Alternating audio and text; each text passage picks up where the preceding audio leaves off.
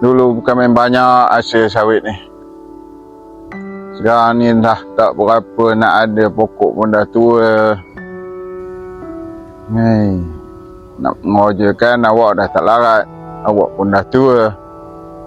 Nak agak anak-anak tu rupanya. Lebuh semua kerja kat Kuala Lumpur. Hei, Allah. Sedih.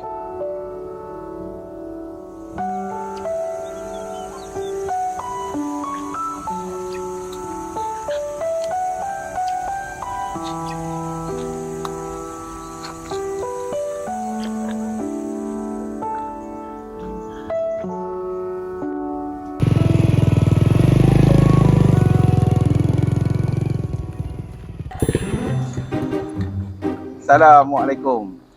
Waalaikumsalam, Man. Apa yang menunya Tok Kazar? Apa ni lah menong awak tengok ni pokok sawit ni dah tua menong apa. Apa lagi dia tunggu Tok? Jual je tanah ni. Tok pun dah tua. Aku bukannya tak nak jual tanah ni. Tapi aku sayang menong dengan tanah ni. Ingat nak cari orang itulah. Nak nyuruh siapa, nak bagi siapa, nak usahakan tanah ni.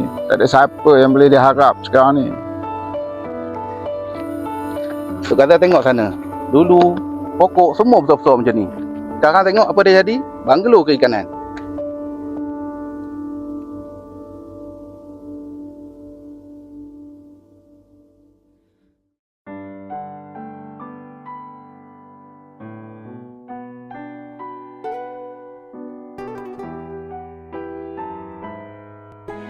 Alamak ayah. Cukai tanah 3 tahun dah tak bayar.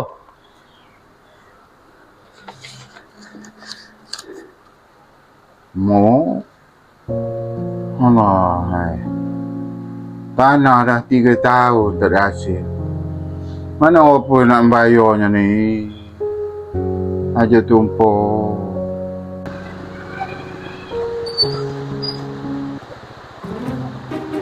Sebab tu lah teman kabar.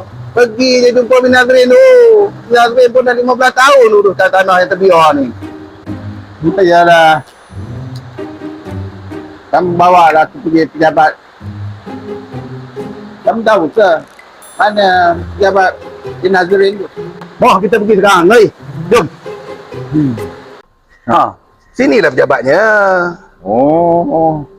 Amolah. Kamu.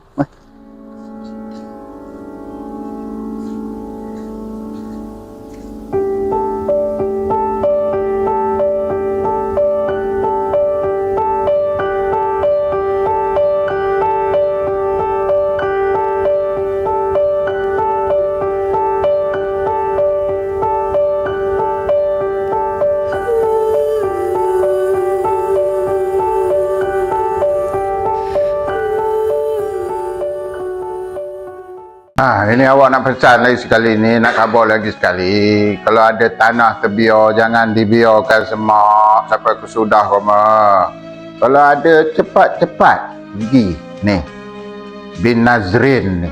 Dia akan urus. Dia tahu lah kerja dia mah. Dia akan urus dari mula sampai habis. Daripada ambil lawyer sampai selesai segala urusan. Koma goyang kaki aja.